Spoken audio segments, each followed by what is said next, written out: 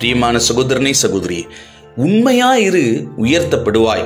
இன்றைக்கு ஆவியானவர் உங்களை உண்மையா கொஞ்சத்துல இருக்க சொல்றாரு. மத்தேயு 25:23. உத்தமமும் உண்மையும் உள்ள ஊழியக்காரனே, கொஞ்சத்திலே உண்மையா இருந்தாய், அநேகத்தின் மேல் உன்னை அதிகாரியாய் வைப்பேன், உன் எஜமானுடைய சந்தோஷத்துக்குள் பிரவேசி என்றான். இன்றைக்கு ஆவியான உங்களோடு பேசிக் கொண்டிருக்கிறார்.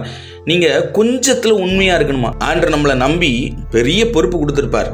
அந்த பொறுப்புல கொஞ்சத்துல நம்ம உண்மையா இருக்கோமா? நிறைய நேரங்கள்ல நான் எவ்வளவோ காரியத்தை கஷ்டப்பட்டு செய்கிறேன், இந்த காரியத்தில் நான் கொஞ்சம் அட்ஜஸ்ட் பண்ணி வாழ்ந்தா என்ன, நான் எவ்வளோ பெரிய விஷயத்தில் அந்த கம்பெனிக்கு செஞ்சிட்ருக்கிறேன், எவ்வளோ பெரிய காரியத்தில் எனக்கு செஞ்சிட்ருக்கேன் தெரியுமா, அது அப்போ நான் இந்த காரியத்தை அப்படி செஞ்சால் என்ன, நான் இதில் கணக்கு வித்தியாசமாக காட்டினா என்ன, நான் இப்படி இருந்தால் என்ன, நான் வித்தியாசமாக வாழ்க்கையில் வாழ்ந்தா என்ன, நான் உண்மையாக ஏன் இருக்கணும், கொஞ்சம் அட்ஜஸ்ட் பண்ணி இருந்தால் நல்லா இருக்குமே அப்படின்னு சொல்லி ஒருவேளை நீங்கள் நினைத்து கொண்டிருக்கலாம்.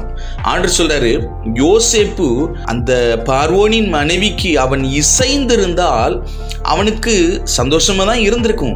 ஆனா கர்த்தர் அவனை ராஜாவாய் உயர்த்தி இருக்க முடியாது. இன்னைக்கு ஆண்டவர் உங்களை பார்த்து சொல்றாரு, சில காரியம் சந்தோஷமா தான் இருக்கும், ஆனா ஆண்டவர் உங்களுக்கு வச்சிருக்கிற கோலை நீங்க அச்சீவ் பண்ண முடியாது. ஆண்டவர் உங்களுக்கு வச்சிருக்கிற தரிசனத்தை, கர்த்தர் உங்களுக்கென்று வைத்திருக்கிற உயர்வை நீங்கள் ஒரு நாளும் அடைய முடியாது. ஆண்டவர் உங்களுக்குன்னு வச்சிருக்கிற உயர்வை நீங்க பார்க்கணும்னா இப்போ நீங்க உண்மையா இருங்கன்னு ஆண்டவர் உங்களை பத்தி தீர்க்க தரிசனமா பேசுறார்.